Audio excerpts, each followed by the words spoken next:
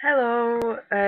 Well, I'm hungover, and I always do some weird stuff when I'm hungover. So I thought I'd record me telling one of my stories that I wrote a couple of years ago. Yeah, about 2 years ago, and it's a fairy story, but it doesn't have a happy ending. And it's a little bit.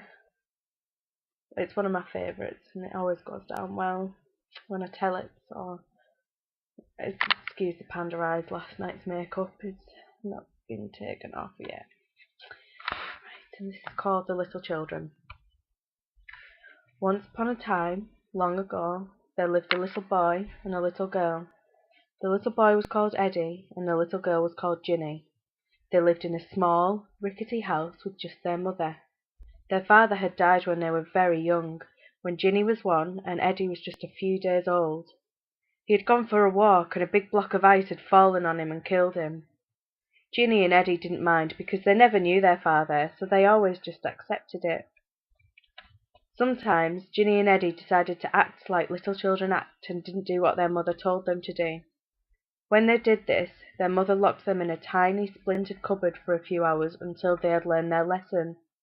This had only happened about 5 times in their life, and they were now aged 9 and 10. So it hadn't happened very much at all if you think about it, less than once a year, which doesn't seem too bad. Well, that's until you were in there. One day, Ginny and Eddie's mother sent them out to collect some blueberries for a pie and some wood for the fire. Their house was very cold, you see. It was in the middle of a forest, and there was no one to be seen for miles and miles around.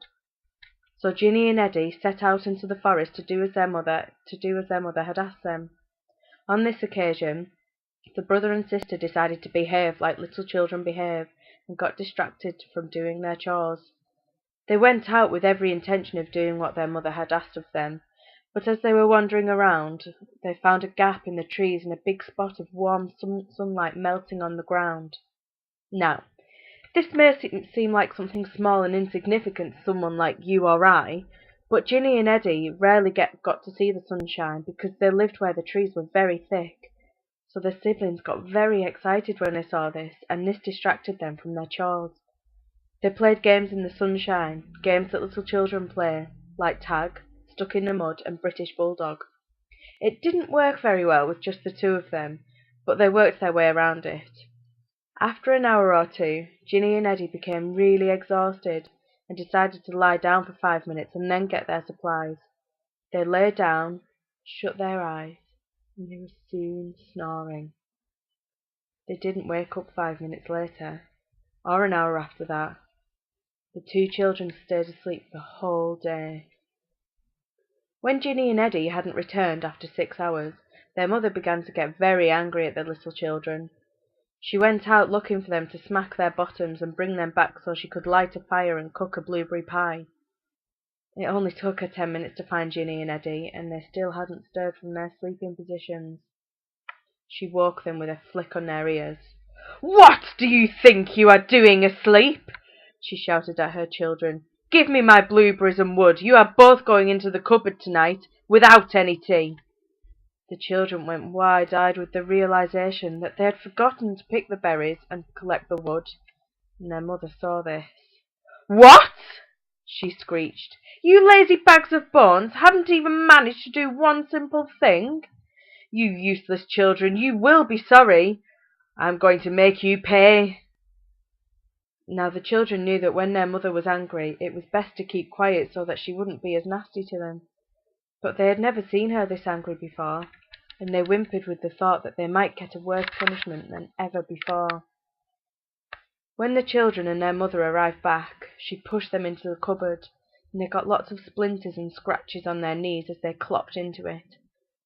They cried and cuddled each other for warmth and comfort.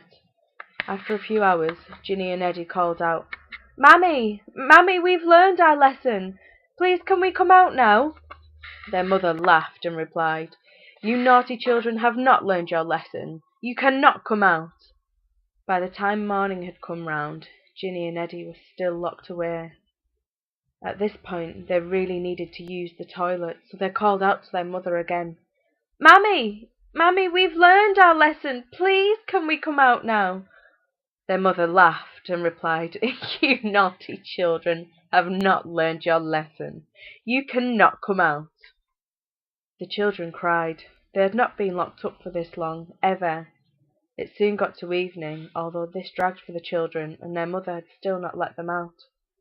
Ginny and Eddie held on to each other and managed to sleep until morning. When they woke up, they were very hungry and thirsty, for they had not eaten or drunk anything for 2 days. The children tried calling out to their mother again. "Mammy! Mammy, we've learned our lesson. Please, can we come out now?" Their mother laughed again and replied, "You naughty children have not learned your lesson. You cannot come out." The children were very upset and they knew it was no use calling out to her, as she was still very angry. They managed to make it through the day and get some more sleep through the night. The next morning they were awoken by the smell of roast chicken. They heard the lock unclick and their mother opened the door, beaming at them. "Now, children, I've cooked you up a feast, and I want you both to eat every last crumb," she said in a jolly manner. The children stepped out of the cupboard, and their legs were shaking with their hunger and thirst. They walked through into the small kitchen and saw that the table was full of food. There was chicken, roast potatoes, mashed potatoes, boiled potatoes. There was stuffing, carrots, parsnips and swede. They saw bacon sandwiches, sausages, boiled eggs and toast, and finally cakes, gateaux, cheesecakes and fruit pies. The children were very hungry that they began to shovel food in their mouths with their hands. Soon, though, because their little tummies had not had food for a few days, they began to get very full and they could not eat any more. Their mother was very disappointed with them and said, "My dear children, but you must both be so hungry, and I made all of this especially for you.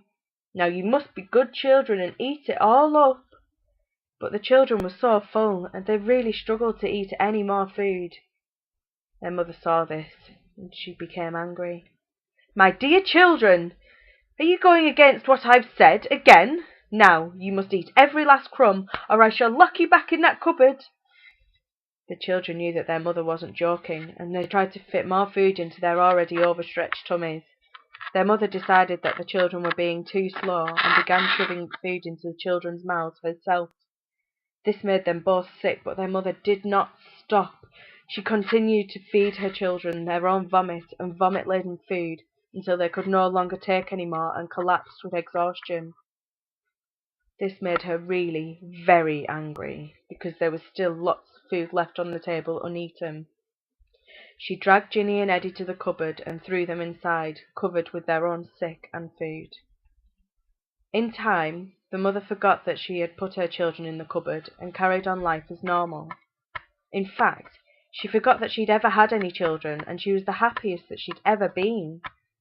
After a year or two, she decided to give that old, forgotten cupboard a good scrub up, for she had some new clothes and she wanted to put away to keep safe. She unlocked the door and discovered her children, except they were no longer children, just bones and empty clothes. She put the bones in a bag and buried them far from her house. All was well, and she lived happily ever after. The end.